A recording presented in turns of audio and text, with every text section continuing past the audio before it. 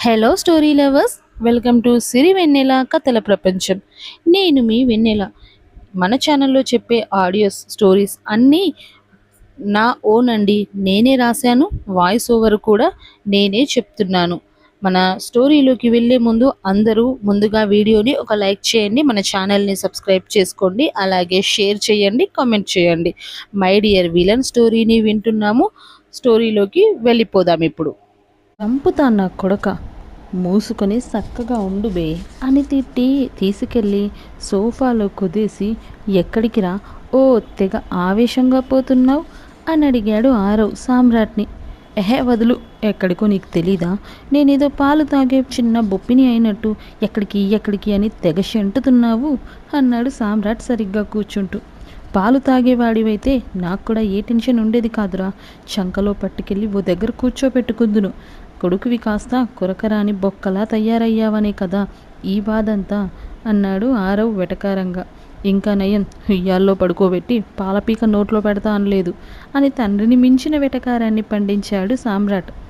ఆరవ్ మనసులో, వీడబ్బా, వీడి వెటకారం, గొడ్డుకారం కలిపి గోరుముద్దలు పెట్టాలి వీడికి అని తిట్టుకుంటూ, అది కాదురా, ఒక్కసారి నా మాట విను అన్నాడు ఆరవ్.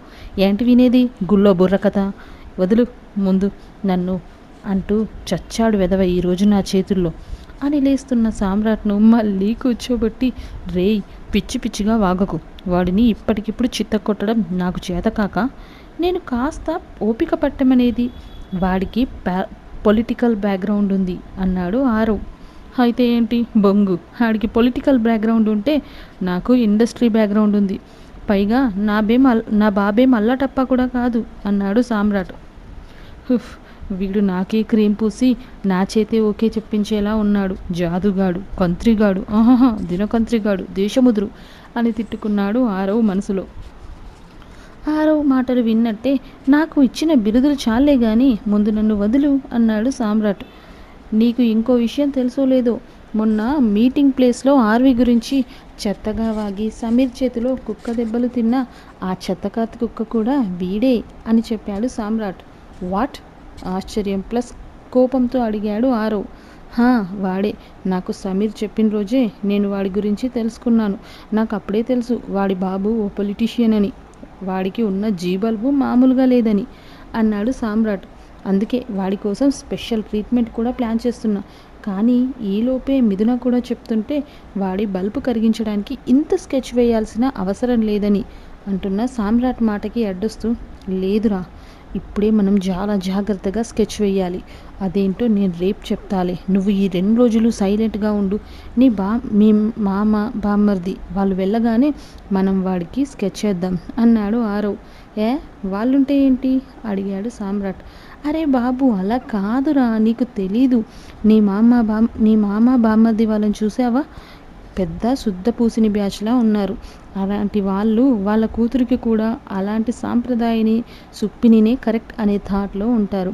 మనం ఇలా బొక్కలు రెగ్గొట్టే బ్యాచ్ అని తెలిస్తే వాళ్ళు భయపడతారు. పైగా మనలాంటి తిక్కల్నా కొడుకులకు అందరూ భయపడతారు, కానీ వియ్యానికి రారు బే. నాకనుకో, అప్పుడు నీ డస్కీ మమ్మీకి సొంత వాళ్ళు ఎవరూ లేరు. పైగా దాన్ని పెంచినవాడు ఓ లత్కోరుగాడు కాబట్టి అది నా లైఫ్లోకి వచ్చింది. కానీ మైనా అలా కాదు కదా. మైనా పేరెంట్స్ కూడా చాలా పద్ధతిగా ఉన్నారు. అందుకే మనం కూడా పెళ్ళయ్యే వరకు కాస్త కంట్రోల్లో ఉందాంరా, అట్లీస్ట్ వాళ్ళ ముందు అని నచ్చ చెప్పాడు ఆరవ్. తొక్కేం కాదు, వాళ్ళు ఇచ్చేదేంటి బోడి అన్నాడు సామ్రాట్. నీ బొందరా, నీ బొంద, నీ అయ్యా, నీకెందుకు వే నీకు ఇంత బలుపు? ఒక్కసారి కూడా నేను చెప్పేది వినవు కదా నువ్వు. ఈసారి గనక తిక్క వేషాలు వేశావో కోసి కారం పెడతా డస్కి నా కొడుక అని ఫ్రస్ట్రేషన్లో బండబూతులు తిట్టేశాడు ఆరవ్ ఫ్రస్ట్రేషన్కి సామ్రాట్ షాక్ అవుతూ వెళ్ళి ఫ్రిడ్జ్లోంచి కూల్ వాటర్ బాటిల్ తెచ్చి ఆరవ్ ముందు పెట్టి, ఓ కూల్ కూల్, ఎందుకంత ఫ్రస్ట్రేట్ అవుతున్నావు? ఇప్పుడు 2 రోజులు నువ్వు చెప్పింది విని మా మామ వాళ్ళ ముందు శుద్ధ పూసినిలాగా సుప్పినిలాగా యాక్ట్ చేయాలి, అంతే కదా? చేద్దాం అన్నాడు సామ్రాట్, దీనికే ఎందుకంత ఆవేశపడిపోతున్నావు, కూల్ అంటూ సామ్రాట్ కూల్గా నవ్వుతూ అంటే, సామ్రాట్ అలా కూల్గా నవ్వుతూ చెప్పేసరికి ఆరవ్లో ఫ్రస్ట్రేషన్ ఇంకా పీక్స్లోకి వెళ్ళిపోయి, నీ అబ్బా నేను ఈడ ఎంత ఫ్రస్ట్రేట్ అవుతుంటే నువ్వు నవ్వుతావేంట్రా అని సామ్రాట్ చేతిలో ఉన్న బాటిల్ లాక్కొని క్యాప్ ఓపెన్ చేసి మొత్తంగా సామ్రాట్ తల మీద నుండి వంపేశాడు వాటర్ని. కూల్ కూల్ అన్నావు కదవే, ఇప్పుడు కూల్గా ఉంటా అని చెప్పి అక్కడి నుంచి బయటకు వెళ్ళబోతూ ఆగి వెనక్కి తిరిగి ఆరవ్ కూల్ నీళ్ళు కొట్టడంతో ఇంకా షాక్లోనే ఉన్న సామ్రాట్ దగ్గరికి వెళ్ళి, నేనటు పోగానే నువ్వు బయటకు వెళ్ళాలని చూసావనుకో, 2 కాళ్ళు విరగొట్టి పర్మనెంట్గా కుంటి డస్కీగా మార్చేస్తా. మర్యాదగా పోయి నీ పిచ్చుక పిల్లతో కాసిన్ని ప్రేమ పలుకులు పలుకుపో. మీ మామ అది చూసి వచ్చే వారమే మీ పెళ్ళికి ఓకే అనేయాలి, అండర్స్టాండ్ అన్నాడు ఆరవ్. ఆరవ్ అరుపుకి ఉలిక్కిపడి పెదాలు బిగించి కోపంగా అతన్ని చూశాడు సామ్రాట్. లుక్కులాపి చెప్పిన పని చేయబే. ఈవినింగ్ మీ మామ బామ్మర్ది వాళ్ళని తీసుకొని గుడికి వెళ్తాం, అందరం కలిసి వెళ్ళి నీ పిల్లని ప్రిపేర్ చెయ్యి పో అని గట్టిగా చెప్పి ఇంట్లోకి వెళ్ళిపోయాడు ఆరవ్. ఇంట్లోకి వెళ్ళిన ఆరవ్ తాను వెళ్ళే వరకు హాల్లోనే సంవేదతో మాట్లాడుతూ ఉన్న మైరా ఆరవ్ రావడం చూసి గబుక్కున సోఫాలోంచి లేచి, పద శామ్, నిన్ను రూమ్లోకి తీసుకెళ్తాను, చాలాసేపటి నుంచి కూర్చునే ఉన్నావుగా అని శామ్ని కూడా లేపుతుంటే సీరియస్గా మైనాని చూస్తూ ఆరవ్ శామ్ ఎదురుగా ఉన్న సింగిల్ సోఫాలో క్రాస్ లెగ్స్తో కూర్చొని, ఎక్కువైంది కానీ మూసుకొని రూమ్లోకి పోవే, నేను శామ్తో మాట్లాడాలి అన్నాడు ఆరవ్. అయ్యో ఆరవ్ గారు, శామ్ చాలాసేపటి నుంచి అని చెప్పాలనుకున్న ఆమె మాటను ఆపేసి చివాల్న తనని ఓ చూపు చూసి దొబ్బెయ్ అన్నట్టు లిప్ మూమెంట్ ఇచ్చాడు ఆరవ్. ఇలా చెప్పే వరకు అస్సలు చెవికెక్కని డస్కి ఇంత మర్యాదగా చెప్పాక కూడా ఇక వినకుండా ఉంటుందా? ఆహా, దెబ్బకి నోటికి జిప్పు వేసుకొని ఇక సైలెంట్గా వెళ్ళిపోయింది రూమ్లోకి. మైరా వెళ్ళిపోయాక, ఇప్పుడు నీకెలా ఉంది శామ్, సాకేత్ ట్రీట్మెంట్ బాగానే ఉందా లేదా ఏమైనా ఇబ్బందిగా ఉందా అని అడిగాడు ఆరవ్. ఎలాంటి ఇబ్బంది లేదు బావా, సాకేత్ గారు నన్ను చాలా జాగ్రత్తగా చూసుకుంటున్నారు అని చెప్పి ఏదో అడగాలని అనుకుంటూనే ఆగిపోయింది సంవేద. ఆమె అనుమానాన్ని అర్థం చేసుకున్న ఆరవ్, ఇక వాడి గురించి ఆలోచన కూడా చెయ్యొద్దు శామ్, ఈసారి నన్ను నువ్వు ఆపలేవు కూడా అన్నాడు. అది కాదు బావా అని శామ్ ఏదో చెప్పాలనుకుంటుండగానే, డోంట్ శామ్, నువ్వేం చెప్పినా ఈసారి నేను వినాలనుకోవట్లేదు. అయినా ఇప్పుడు నా చేతుల్లో కూడా ఏం లేదు, ఆల్రెడీ వాడి గోతిని వాడే తవ్వుకున్నాడు, సామ్రాటిక వదలడు వాణ్ణి అన్నాడు ఆరవ్ గంభీరంగా.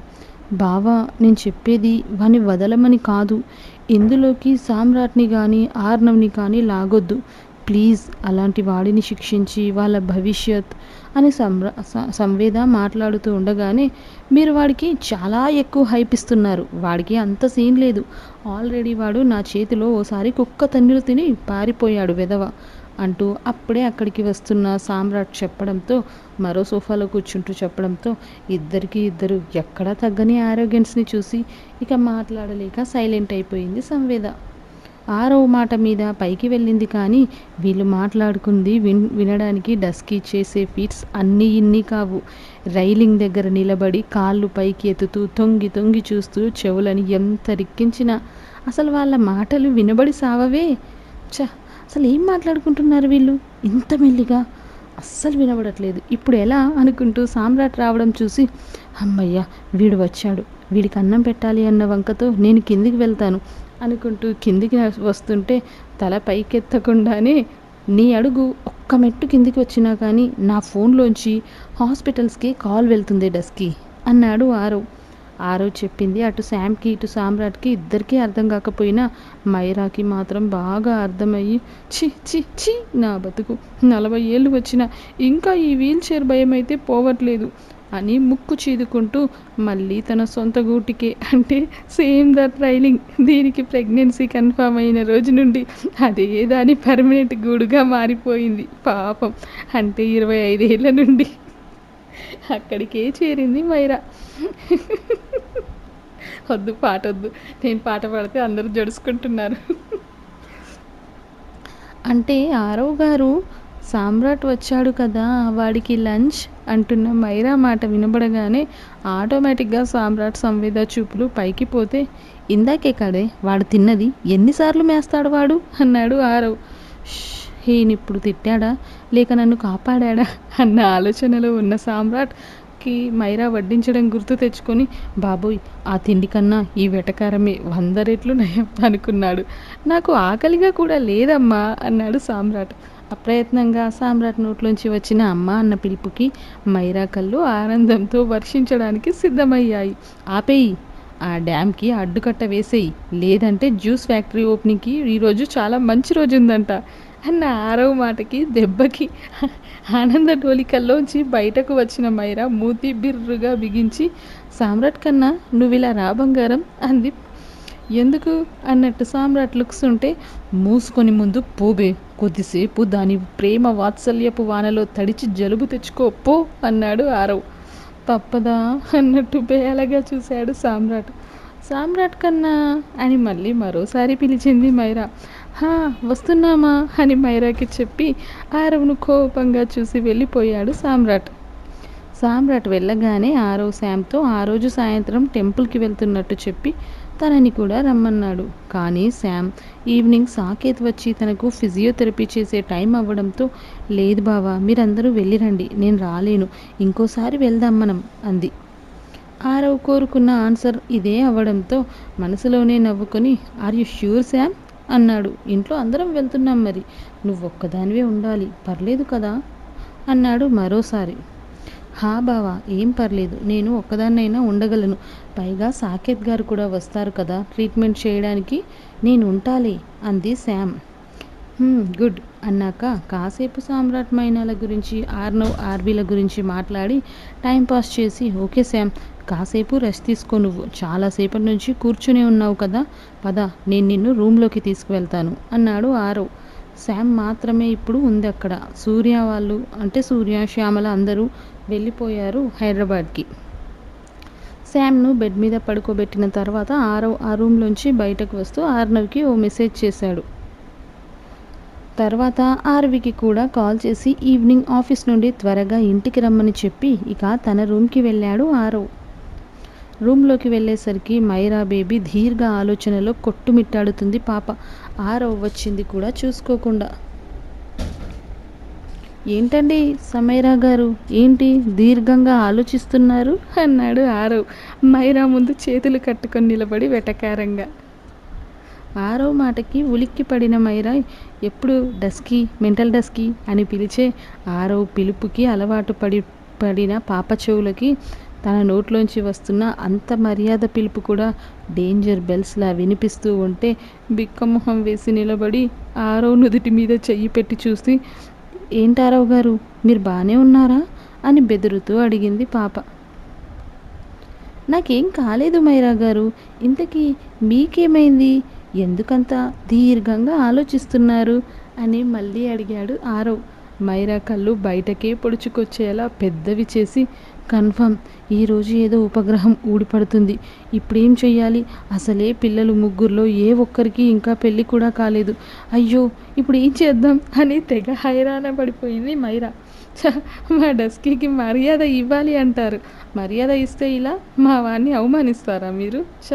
మేము ఇవ్వడం కాదు సార్, ఆ మర్యాద అందుకోవడానికి కూడా దానికి అదృష్టం ఉండాలి.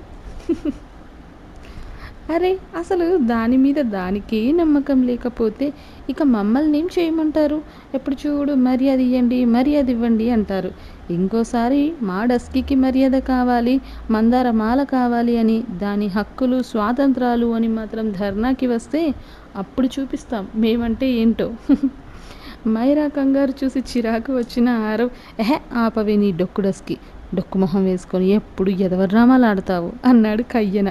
బొంగరంలా తిరిగేది కాస్త ఉన్న చోటే ఆగిపోయి, అమ్మయ్యా అయితే మీకేం కాలేదన్నమాట, సేఫ్ అని ప్రశాంతంగా ఊపిరి పీల్చుకుంటూ, చాలా ఎక్కువ చేస్తున్నావే డస్కి అన్నాడు ఆరవ్. ఎక్కువ చేయడం కాదు ఆరవ్ గారు, జాగ్రత్త పడుతున్నాను అంది అమాయకంగా కనురెప్పలు టపటపలాడిస్తూ మైరా. కథలు పడకే డస్కి, కోసి కూరొండుకొని తినేస్తా అని ఒళ్ళు విరిచి తన మీదకు వస్తూ, ఇప్పుడు చెప్పవే డస్కి, పొద్దున ఏం చేశావే అన్నాడు ఆరవ్. ఆరవ్ వాయిస్లోని చేంజ్ అయిన మాడ్యులేషన్కి గబుక్కున తడబడి 2 అడుగులు వెనక్కి వేస్తూ, నేనా నేనేం చేశాను ఆరవ్ గారు అంది కంగారుగా. హా, నువ్వే డస్కి, నువ్వేనే, గుర్తులేదా? లేదంటే నా స్టైల్లో గుర్తు చెయ్యాలా అన్నాడు ఆరవ్ మరింత ముందుకు వస్తూ. మైరా మనసులో ఎందుకొచ్చిన తిప్పలే డస్కి, అదేదో తప్పు చేశాను అని సరెండర్ అయిపోతే చిన్న పనిష్మెంట్తో అయిపోతుంది, లేదంటే మళ్ళీ ప్యాచులు వేసుకోవడం ఎంత కష్టమో, అందున కోడళ్ళ ముందు అంటే దరిద్రంగా ఉంటుంది అని తనలో తానే అనుకొని వెర్రి నవ్వు నవ్వుతూ అంటే అది ఆరవ్ గారు, సారీ అంది ముద్దుగా. ఏంటే ఏదో చెప్తున్నావు అన్నాడు చెవిరిక్కిస్తూ. దగ్గరికి వచ్చాడు ఆరవ్. సారీ ఆరవ్ గారు అంది మెల్లిగా మళ్ళీ మైరా. ఏంటి సారీయా, కానీ దేనికే అన్నాడు ఆరవ్. అంటే పొద్దున మీకు తినిపించకుండా కన్నాలిద్దరికి తినిపించాను కదా అంది. అంతే, టక్కున బెల్ట్ లాగి పారేసి, దొంగ మొహందాన, నేను చూస్తూ ఉండగానే నా కళ్ళెదురుగానే నన్ను పక్కన పెట్టి మరీ వాళ్లకు తినిపిస్తావా అనే దిక్కుమాలిన డొక్కుడస్కి అని 2 చేతులు బెల్ట్తో కట్టేసి అమాంతం ఎత్తి భుజం మీద వేసుకొని వెళ్ళి బెడ్ మీదకు వేశాడు మైరాని. మైరా ప్రేమవానకు తడిచి జలుబు తెచ్చుకున్న సామ్రాట్ ఆచలికి వణుకుతూ వెచ్చదనం కోసం మైనా దగ్గరికి వెళ్ళాడు. టక్ టక్ టక్ అని డోర్ నాక్ చేసిన సౌండ్కి ఓపెన్ చేయగానే సునామీలా చుట్టేసిన సుడిగాలికి కళ్ళు మూసి తెరిచేలోగా బెడ్ మీద మైనా మీద సామ్రాట్. 1/2 నిమిషం గ్యాప్లో డోర్ లాక్ అయ్యి పాప లిఫ్ట్ అయ్యి బెడ్ మీద ల్యాండ్ అయ్యి వాడి బరువుకు స్పేస్లోకి ఎంటర్ అయ్యింది పాప. అయ్యింది. సామ్రాట్ గారు, మీరేంటి ఇలా సడన్ ఎంట్రీ ఇచ్చారు? కళ్ళు గోలికాయలంత పెద్దవి చేసి అడిగింది మైనా పాప. ఆపవే, ఇప్పుడు ముహూర్తం పెట్టుకొని బారాత్ పెట్టుకొని మరీ ఎంటర్ అవ్వాలా ఏంటి అంటూనే మైనా నడుముని కసాబిసా నలిపేస్తున్నాడు సామ్రాట్. అది కాదు సామ్రాట్ గారు, ఇంట్లో నాన్న అన్నయ్య వాళ్ళు ఉన్నారు కదా, ఎవరైనా చూస్తే అంటున్న మైనా వాయిస్ వాడికి పిచ్చి ఇరిటేషన్ తెప్పిస్తుంటే కసిగా నడుముని నొక్కి ఆ అరుపు కూడా బయటకు రాకుండా పెదాలని లాక్ చేశాడు సామ్రాట్. ఆరవ్ విషయం చెప్పగానే తన వర్క్ స్పీడ్ చేసింది ఆర్వి, ఈవినింగ్ త్వరగా ఇంటికి వెళ్ళిపోవాలని. ఈ ప్రాసెస్లో 2 గంటలకి ఓసారి తాగాల్సిన జ్యూస్ని ఓసారి స్కిప్ చేసి కూడా సీరియస్గా వర్క్లో మునిగిన ఆర్వి టేబుల్ మీద సడన్గా ప్రత్యక్షమైంది పొమోగ్రానైట్ జ్యూస్.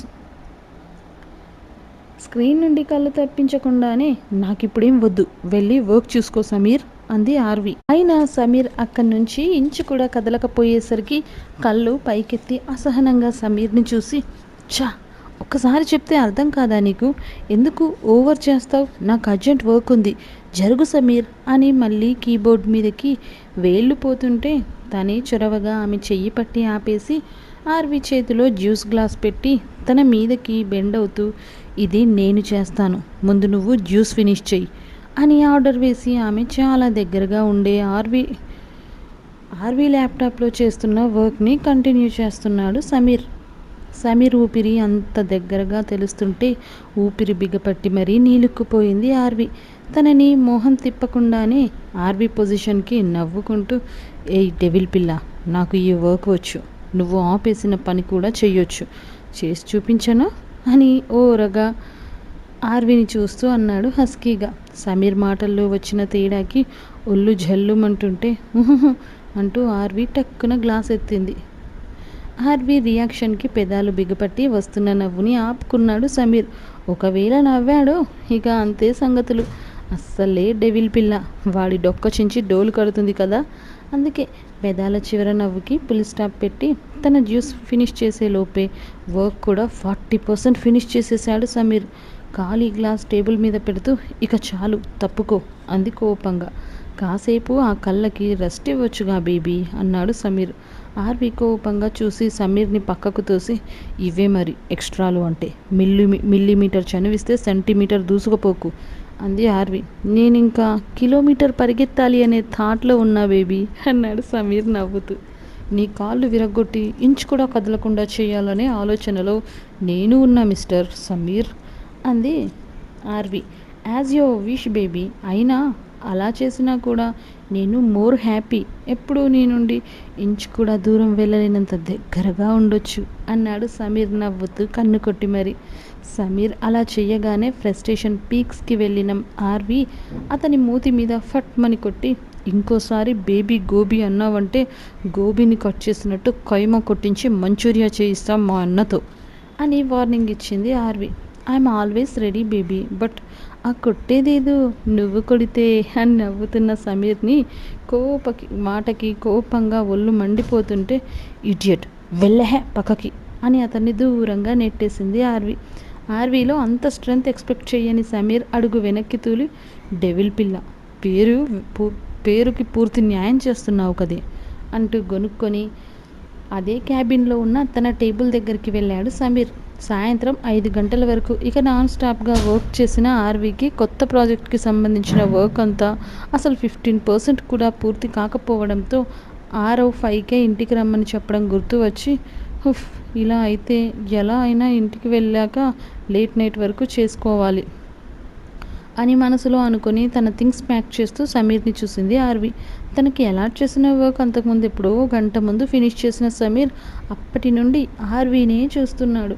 అప్పుడే తన వర్క్ ఫినిష్ చేసి సైన్ ఇన్ ఇచ్చేస్తే ఖచ్చితంగా ఇంకోటి మొదలు పెట్టమంటుంది ఆర్వి. దానికోసం ఇంకా స్ట్రెస్ తీసుకుంటుంది అని సైలెంట్గా అది చేస్తున్నట్టే బిల్డప్స్ ఇస్తూ ఓరగా డెవిల్ పిల్లకి ఓపెన్ సైట్ కొడుతున్నాడు. సైట్ కొట్టింది చాలే కానీ ఇక నడువు అన్న ఆర్వి మాటకి ఉలిక్కిపడి, ఏమంటున్నారు ఆర్వి మేడం, నేను సైట్ కొట్టడం ఏంటి అని ఇన్నోసెంట్గా అడిగాడు సమీర్. యాక్టింగ్ మరి ఎక్కువైందిలే కానీ వెళ్ళి కార్తీ అని సీరియస్గా చెప్పింది ఆర్వి.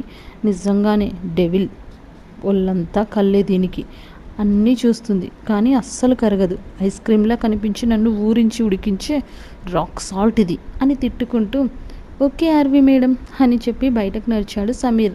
ఆర్వి వెనకే సమీర్ కార్ స్టార్ట్ చేయగానే అప్పటికే చాలా అలసిపోయిన ఆర్వి సీట్లో వెనక్కి జారగిలబడి కళ్ళు మూసుకుంది ప్రశాంతంగా. ఆర్వి నిద్రపోవడం గమనించిన సమీర్ తనకేమాత్రం డిస్టర్బ్ అవ్వకుండా కార్ స్లో చేసి సాఫ్ట్ మ్యూజిక్ ప్లే చేశాడు. అరగంటలో చేరుకోవాల్సిన జర్నీని కాస్త మెల్లిగా డ్రైవ్ చేస్తూ 15 మినిట్స్ చేశాడు కావాలని. ఇంటికి వెళ్ళేసరికి అందరూ హడావిడిగా రెడీ అవుతున్నారు.